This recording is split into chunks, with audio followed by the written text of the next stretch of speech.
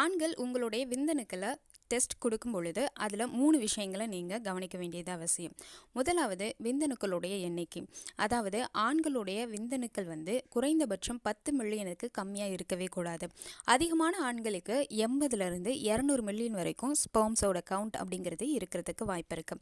ரெண்டாவது அப்படின்றது ஸ்பெர்முடைய வடிவம், அதோடைய ஷேப் அப்படின்னு சொல்லக்கூடிய மார்ஃபாலஜி அப்படிங்கிறது ரொம்பவே அவசியம்.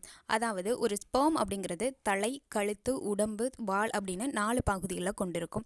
இந்த 4 பகுதிகளுமே எந்தவித டேமேஜ் இல்லாமல் இருந்தால் தான் உங்களால் ப்ரெக்னன்சியை கோத்ரூ பண்ண முடியும். மூணாவது அப்படின்னு சொல்கிறது நீச்சல் அடிக்கக்கூடிய திறன்.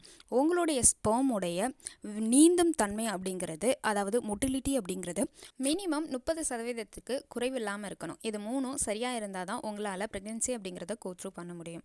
என்னோட சேனலில் ஸ்பெர்ம் டெஸ்ட் பற்றின முழு விளக்கமும் போட்டிருக்கேன். உங்களுக்கு ஸ்பெர்ம் டெஸ்ட்டு கொடுக்கறதுக்கு முன்னாடி எப்படி இருக்கணும் அண்ட் கொடுத்ததுக்கப்புறம் அந்த டெஸ்ட்டில் என்னென்ன பார்க்கணுன்றதை அதில் போய் பாருங்கள்.